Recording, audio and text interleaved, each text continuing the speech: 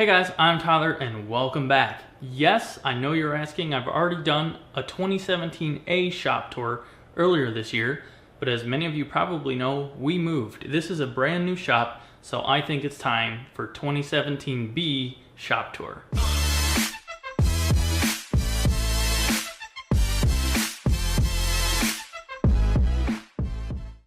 Let me take you outside real quick and show you where the shop is. The shop is in the back third of this 30 by 40 pole barn.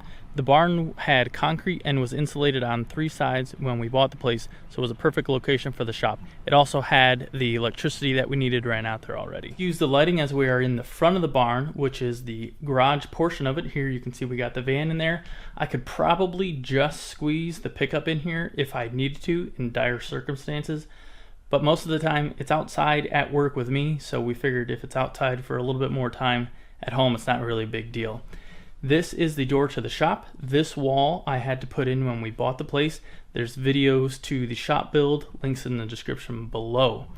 Right now I actually have a lot of my hand power tools out here in the tractor wagon as we are in the process of building the epic swing set outside. Videos coming up on that. Super excited about that. The kids love the thing.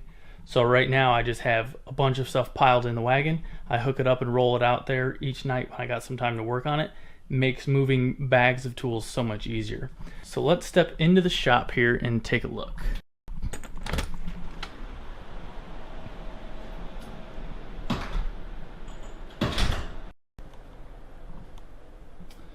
I just want to spin around real quick and show you there is the door. So I'm going to go from this portion of the shop and go around in a big circle. I'm going to put you right over there right now and talk at you. I don't think I've gotten any new tools since we moved here, but the layout of a shop is very important to me, and I think it's something that is super important for the efficiency of a shop, as most of us don't have much time to spend in here and we want to maximize every second that we possibly get.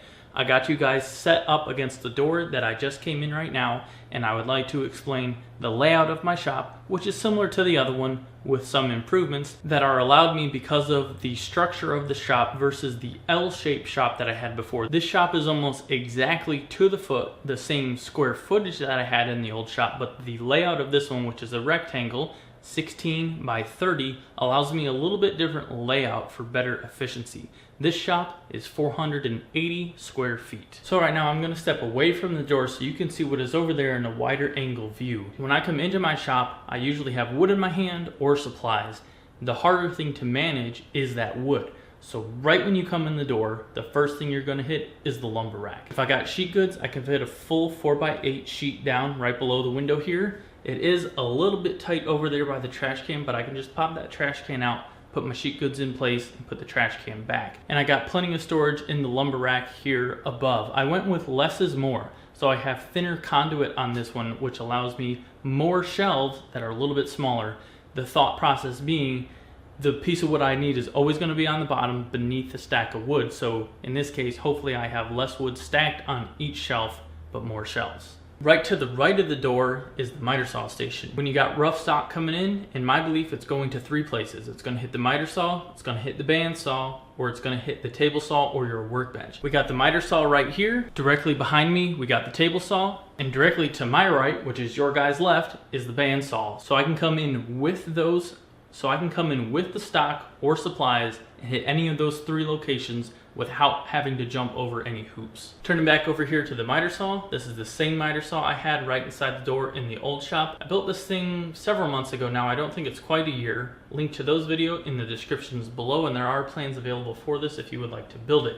It has a folding wing on the end, so you can get a full 8 foot of measurements and stop block on this miter saw. And it's in here that I store any of my not often used power tools, whether they're corded or cordless. In the bottom drawers here, I've got miscellaneous hand tools on the end, and then obviously the miter saw is on here as well. On here I got a rigid 12-inch miter saw. It is the R41221 model, and so far it's been absolutely fantastic. My favorite thing about this saw is probably the dust collection. Usually dust collection on miter saws is abysmal. Rigid really stepped up their game and put a dust port right down here where the dust is blowing into the back of the saw, which lets it go through and into the bag, or in my case, into the hood with the dust collector right above it. You can also see on the top shelf of the miter saw station, I got finishes and I got glues and epoxies down on that end, and some lumber storage up above. I got the beat box and some lights and flashlights on the far side. After a miter saw, I guess there's several places the wood could go. Usually it's going to go on your assembly table, which is directly behind the miter saw station, so I can go from the station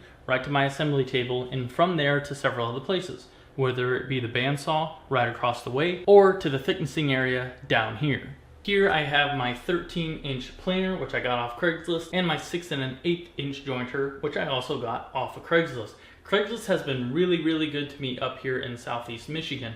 I know a lot of people that haven't had a lot of good luck with Craigslist, but up here, got pretty good luck. You just gotta be patient and realize if there was a deal, another one will come for you. So this planer has been great to me. There's very little snipe on this model. I don't know about the newer rigid models. This older one has a lock on the wheel, which locks the rollers into place very tightly and prevents a lot of snipe. I really don't have any issues with this. And then right over here, I got the 6 1/8 inch jointer. I would like to have an 8-inch jointer at some point. Bigger is always better, but I might have a little bit of an issue with the length of the table at that point in time. Right now, this is a 16-foot wide shop, as we've said before, so I can just barely get 8-foot sections in and out of this. The jointer is on a mobile base, so I can kick that sideways if I need to get a longer run of wood through there. I do have a mobile base for the jointer, which I probably am going to put under there, but right now I'm just not sure I actually need it. Then, centrally located again, is my assembly table. When you're done with your pieces here, go right back to the assembly table / workbench. Now that we're back in this corner, let me spin you around and show you the router and CNC area. Right off the wing of the miter saw station, which is down right now, I got a Rockler router table, which is on wheels, so I can move it one way or the other if I need more room off the end of the miter saw station, or if I need to fold down the CNC table. The CNC is folded up, which it is mostly in that position. When I need to fold it down, I just roll the router table out of the way and fold down the CNC table, and I got the dust collection right there, which is awesome as well. And there are all the stickers that I've received, most of them. I guess I got some inside from the Raging sticker swap. Not so hot anymore, but it was a big deal probably about a year ago. Good times. If you guys see your sticker on there, leave me a comment down below. So turning just around from where we were looking before is the back corner of the shop, which I believe is a little bit busy right now, but I can't figure out where to put any of this other stuff. Right over there, I got my bin storage boxes. That was probably one of the first projects I built on this YouTube channel, that storage box. I built that organizer and all of these other orange organizers you see behind me from the old workbench in my old shop. So carrying a little bit of nostalgia around to my new shop with me. In the back corner here, I got my highly modified Harbor Freight dust collector with a Super Dust Deputy Cyclone on there. This thing is awesome. I've had no trouble with mounting the motor sideways. I do get some questions about that. No issues at all. Yes, the Harbor Freight blower isn't the quietest thing in the world, but it is a very economical solution for your wood shop. And I have all 4-inch PVC running around the shop. Yes, it is not 6-inch, which might not be the best airflow. It's probably the maximum amount of airflow though that the Harbor Freight dust collector can handle. Yes, it's not 6-inch, but it's better than nothing. 6-inch pipe is very expensive, so I would highly recommend getting an active system in your shop, as it is a total game changer to have active dust collection in there. Before any of you guys might ask, the PVC is not grounded. In my opinion, all of my machines are grounded, and the dust collection pipe is connected to those machines, so I got a bond between all of the machines into the grounds that my machines are connected to. And then looking just a wee bit to your left over there, I got my drill press and I got my cordless drills, charging station, and fasteners over here, all in one central location. So I only have one spot to go to grab all of those goods. Over here I have some additional fasteners. These are common things that I'm always grabbing in the shop. I got an array of different screws on the top here, Tapconch, which I used to use a lot because I had the concrete brick walls in my old shop. Probably won't use them much anymore. And I got some Domino's dowels and drywall anchors down here as well. I did just get this dual charger from my peeps at Rigid. I think I'm gonna do kind of a sweet little battery charging location up here, as I have so many batteries for my cordless tools now. I need a better place to handle all of them. Scooting down the wall a little bit right now, you see my modular nail gun storage, which I got little cubbies in the drawers and a nice stock full of nails, so I never run out when I need them. I barely ever use my pneumatic guns anymore, as I have a rigid 18 gauge nailer. Love this thing, super handy. So much easier than dragging a cord around and having to listen to that compressor all the time as well. I got my Kreg jig over here, probably a staple in most woodworking shops. I got it right here behind my assembly station because I find myself pulling it off the wall and using it real quick, putting it back up again many times throughout a build. And then right behind the assembly table, obviously, is the clamp wall within easy reach when I need that additional clamp while I'm trying to hold something with this hand. Always evolving, always trying to add some decent clamps to this wall, as you never have enough as a woodworker. Then sliding down one more time. This is probably the only new tool that I've got in the shop since the last shop tour. I actually got it right before we moved, but it never made it into a shop tour. This is a Laguna 1412 bandsaw that has been rebranded to sawblade.com, as they are a sponsor of the channel. This saw is wonderful. Such a big upgrade from the 14-inch bandsaw before. This has such a large resaw capacity and more horsepower compared to all of the other bandsaws that I had. It's just an absolute pleasure to use this saw. So smooth and quiet as well. And turning the corner, oh look, it's my double flip station with one tool on it still. I just haven't had the need for the other tools that I know that I would like to put on there at some point in time. Haven't had a need for them. Why spend the money at this point in time? I did get a question just the other day asking, does it actually work? Why haven't you put anything on there? Again, I just simply haven't needed the tools. Works fantastic though. Link to that build video in the description below as well. And then on there, the only tool I do have is the rigid oscillating belt spindle sander. Absolutely awesome tool to have. It is such a time saver for doing inside curves. And I usually have it on the oscillating belt option, just so if I need to sand off a little roundover, that is the tool I go to. Got the shop vac in the corner. I don't have the mini cyclone set up on it right now, as I just simply don't have the room. I need to come up with a better solution. Yes, I know there are a lot out there that have a vertical method of stacking everything up, but those are simply too high. I need to come up with something that's a little bit more compact vertically, but still doesn't take up any more room that the shop vac already does. As you can see, I got the dust collection pipe down here for the sander as well. All of the tools except the CNC, I guess, have their own dedicated drop. The CNC is right next to the router though, so I can easily switch between the two of them. They all have blast gates, and that dust collection system works fantastic. Tucking you guys back into the corner of the shop again, door is right over here to my left. You can see the miter saw station behind me. Is the heart of every workshop, which is the table saw. This is a 10-inch contractor table saw with heavy-duty cast iron tops. Works great. I severely wish it had a rising knife on here, but I have made my own splitters with inserts. That works out fairly well, although you can't use them all of the time.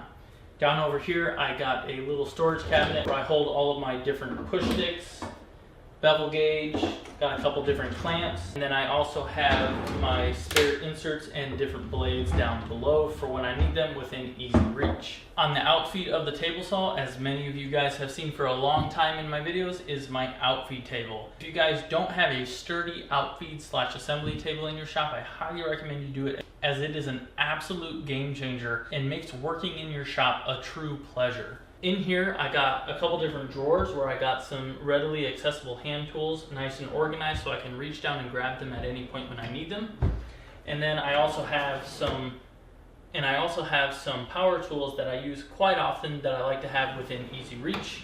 And this is my sanding drawer, which is filled with various different oscillating belt and sheet sanders. Right down here, I have a pancake compressor. Rarely use it as I have the rigid cordless gun. I only use this when I need to shoot 23 gauge pin nails, as there isn't a cordless option as well. And yes, I don't have shoes on. I always have shoes on here when I'm working in the shop, but now I'm just talking to you guys. We're not running any power tools, so barefoot in the summer is the way to go. Before I turn us around again and talk about the HVAC in the shop, I just want to point out right here, I got this digital thermometer on Amazon for like $8, but the super nice thing on here is it has the humidity, which is kind of important in a wood shop so that your wood doesn't get too wet with the relative humidity in the shop. Right now, the humidity is 45%. And to handle the humidity and temperature in the shop, I got two things. For the relative humidity, I have a dehumidifier right down here, which is running most of the time that I am not in here, as I don't need it to be cool and comfortable. I just need it to be dry so that my tools don't rust. When I'm in here, I turn that off, and I turn on the mini split that is up in the corner, and we'll talk about that in a second. In the wintertime, a drier part of the season, I shouldn't have to run the dehumidifier at all, and I will just run the mini split to keep the shop warm. So let's talk about the mini split for a second.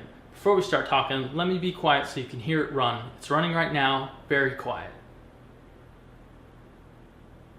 The outdoor compressor slash inverter is running as well, and I'm super shocked how quiet this was. Take it back outside again so you guys can get an idea of how quiet the exchanger is outside. I do need to cover those up a little bit to protect them a little bit more, but that's what is on the outside of the mini split. When the HVAC guy and I first turned it on, I kept asking him if the outdoor unit was running. He kept saying yes, and I had to go out and look for myself to prove that the fan was actually spinning on this thing because it is so quiet. So this is a Gree Mini Split unit. It runs on 230 AC, and this is a 24,000 BTU unit, which is much more capable than this shop space needs. And that leads to a bit of a problem, which led to the dehumidifier. Because this unit is so oversized for this shop space, the outdoor unit doesn't actually run very much to keep the shop cool, so it doesn't take the humidity down, and I was having much too high a humidity level in the shop and not able to dry any boards out. So that's where I brought in the dehumidifier and turned this unit off when I am not in here. Also, I want to make a point that we insulated this shop extremely well when we added the new wall and insulated the attic. So this shop retains its cool and humidity level very, very well from what I can tell so far. I haven't had a winter in here yet, so I'm anxious to see how the mini split holds up to that and the insulation holds the temperature in, and I will update you guys in 2018. Now, the reason for me going with such an oversized mini split unit for this space is twofold. One, if I ever make this shop a little bit bigger, this will be way more than capable of handling almost double this shop size. And seeing that we're in Michigan, it gets very, very cold here in the wintertime, and these mini split units get less efficient as it gets colder. So my thought process in talking to the HVAC guys that I bought the unit from was to go with a bigger unit that, even though it's being less efficient, should be fully capable of heating comfortably a shop this size in the cold Michigan winters. That remains to be seen. Again, I will let you guys know once we get a winter underneath our belt in this area. As of right now, I don't have enough history to let you guys know any electrical usage of that, but if you hit me up in the comments or shoot me a message on Instagram in the future, hopefully I should have some of that information if you guys might be interested. Last thing I want to talk about before you guys go is my everyday carry in the shop. This is a little belt clip carrier that I got a couple years ago now, as I was sick of putting the same things in my pockets again and again. This has everything in it. I can clip it over my belt when I come into the shop and have my most used tools right there on my belt. When I first come into the shop, this goes on my belt, hat goes on my head, safety glasses go on there, and earplugs go over my neck as well. And I will link to this stuff in the description below, as well, as I have gotten quite a few questions about what I'm using. The newest addition from the last shop tour where I talked about this is I have a different pencil in here, which is a long nose pencil, which can be super handy for reaching into small areas like marking out screw holes and whatnot. And I also have a relay that is controlled wirelessly for the dust collection system, as I don't have switches run around the shop. This is actually better than those switches, as I only had 2 usable ones in my old shop, and I was contemplating getting this to begin with. I did confirm when I bought this wireless unit, again link in the description below, that it is able to handle 15 amps, which is more than the dust collection blower is rated for. Oh, and another thing I do, pencil always goes in the loop of my hat, so it's right where I need it all of the time. I would highly recommend getting something like this, as it will save you a ton of time looking for that screwdriver or looking for that switch to flip on your dust collector. One last little tip, screwdrivers with different handles so you can reach down blind and grab the flat Phillips head that you need. Alright, one last point, the camera that I am using lately. This is a Lumix G4. It is a mirrorless camera. It has the articulating screen, which is super important. When it is in manual focus, I can use the touch screen to move focus to what I want to shoot on. Super handy. This is the 14-40 lens, which was a kit, and I do have a lens guard on there. Cost you a couple bucks, but a super good thing to have, as I did have a piece from a grinder hit the lens of my old camera and have a little chip right in the front of the lens. And I do have the Rode Videomic Pro on top here. The Rode Pro is probably the best microphone to have for this type of shooting, as it has a preamp in the microphone so you can turn the gain of your camera down so you don't go over peak and mess up the audio on your video. And I have that stood on a Manfrotto tripod, super sturdy, and it doesn't have any cam locks up here, so it's super easy to adjust and move around pretty quickly. Doing the cam locks on the legs takes a little bit of time, but they don't slip, which is awesome. For times where I am just going to be talking, like some of the Learn the Logic series video, I do have a Rode wireless link that I can put on here in place of the Videomic Pro so I get better crisp audio. The only thing of note is this is the kit microphone that came with this Rode kit, and you got to make sure that the cable is not overlapped on itself, otherwise you can get some crackling. Jay Bates has the same kit, and I know he replaced this with a Sennheiser microphone, and he has had no issues with his as far as I know. Well, that is it for the new 2017 DIYTyler shop tour. Hope you guys enjoyed and learned something from the thought process that I went through to lay out this shop for efficiency and ease of use. If you guys have any questions about the layout of the shop, or if you just want to say hi, leave that in the comments down below, and I will do my best to answer your questions down there. Hit the subscribe button right over there so you never miss when I upload a new video. I'm DIYTyler, and you guys have a good one.